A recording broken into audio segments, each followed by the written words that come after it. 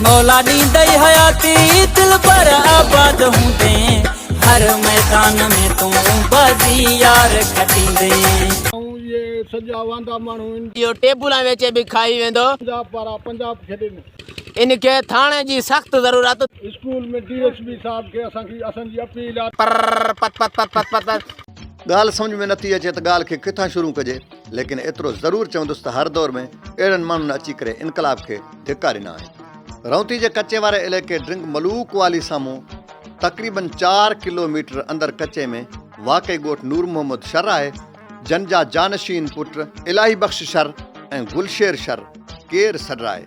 पर इलाही बख़्श शर ऐं गुलशेर शर जा जेके जानशीन आहिनि उन्हनि जो मिसाल इलाइक़े वारा कमेंट्स जे ज़रिए ॾेई सघनि था। हक़ीक़त में इस्पताल स्कूल या रोड ॾियणु DSP या SSP जे हथ न आहे, पर इहो खातो ई अलॻि आहे। लेकिन पुलिस पंहिंजी हिकमत अमली तहत मुबैना तौरु इनकलाब आणण जी कोशिशि कई त ॻोठ नूर मोहम्मद शर जो रहवासी ऐं नूर मोहम्मद शर जो जानशीन मैदान में अची वियो। ऐं ॾिसो त जानशीन कहिड़े क़िस्म जो आहे।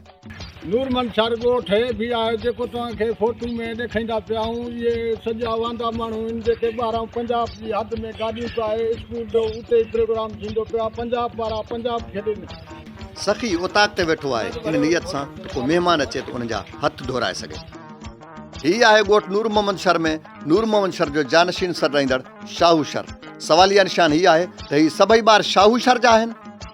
जेकॾहिं शाहू शर जा न आहिनि त पोइ हे एॾा ॿार कंहिं जा आहिनि ऐं उन्हनि जा वालिदैन वीडियो में छो न अची सघिया आहिनि। उन्हनि जो कहिड़ो कारोबार आहे, इन मुतालिक़ में इलाइक़े वासी बहितरीन ॼाण ॾेई सघनि था।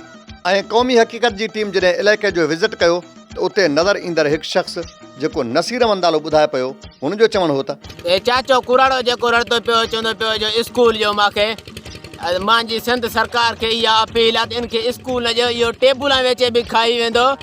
स्कूल में DSP साहब खे असांजी अपील आहे त उहो नूरमन शर विज़िट करे जेको उहो ॾिसे यानी त नूरमन शर कहिड़ो आहे। जेके बि स्कूल मिलंदा पिया आहिनि नूरमन शर जे हिसाब सां मिलंदा पिया आहिनि। हिकु ई ॻोठ में एतिरा स्कूल कीअं मिलंदा, हीअ ॻाल्हि सम्झ खां ॿाहिरि आहे।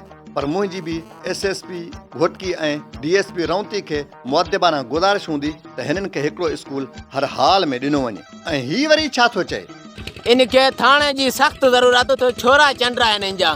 Thank U sir, thank U.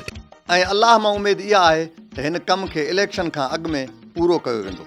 हीअ राहिब अली, क़ौमी हक़ीक़त, रौंती।